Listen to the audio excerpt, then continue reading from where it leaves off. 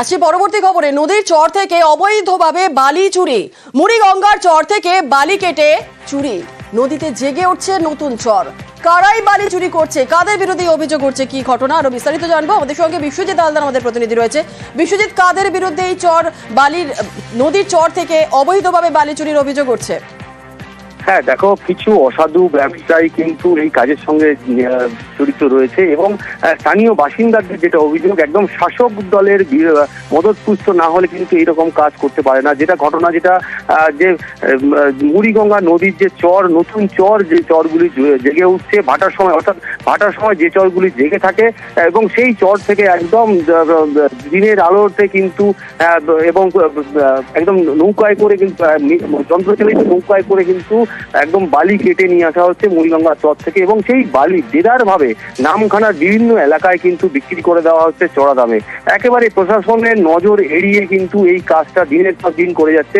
তুমি জানো, মুখ্যমন্ত্রী বারে বারে কিন্তু নির্দেশ দিয়েছেন কোনোভাবে কোনো চর বা বালি কাটা যাবে না, কিন্তু তারপরেও কিন্তু প্রশাসনের নজর এড়িয়ে একেবারে দেদার ভাবে কিন্তু এই নামখানার যে মুড়িগঙ্গা নদী, সেই নদী থেকে বালি কেটে আনা হচ্ছে এবং হাতানিয়া দোয়ানিয়া যে নদী রয়েছে এবং যে নামখানা ব্রিজ রয়েছে, সেই ব্রিজের তলায় যে দেদার ভাবে মাটি কিন্তু তুলে মেশিন ভ্যানে করে অন্যত্র বিক্রি করে দেওয়া হচ্ছে বলে এমনটাই কিন্তু অভিযোগ উঠছে। ধন্যবাদ। নদীর মাঝখান থেকে কারা কাটছে? কারা এরা?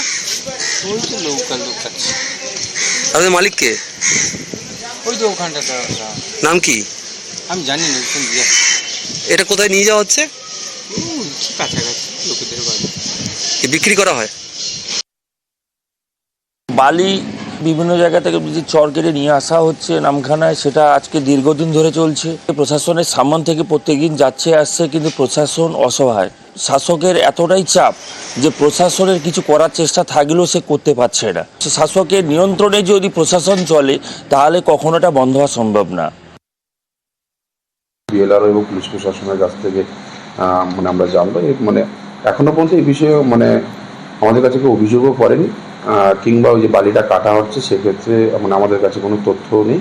কোনো জনপ্রতিনিধি কোথাও কোনো প্রভাব খাটিয়ে কাজ করাটা এটা অনুচিত এবং এটা হওয়া অসম্ভব। আমরা খতিয়ে দেখব। এখানে তো বালির কোনো অকশন হয়নি এবং লিজ দেওয়া হয়নি। যদি কেউ করে থাকে তাহলে সেটা নিশ্চয়ই ইলিগাল হয়েছে, আর ইলিগাল হলে তার যা পদ্ধতি আছে, যা স্টেপ নেওয়া, সেটা নেওয়া হবে। দেখছি আমি ব্যাপারটা কত কি হচ্ছে না হচ্ছে, আমি তদন্ত করে দেখছি, আর যা অ্যাকশন নেওয়ার সেটা নেব আমরা।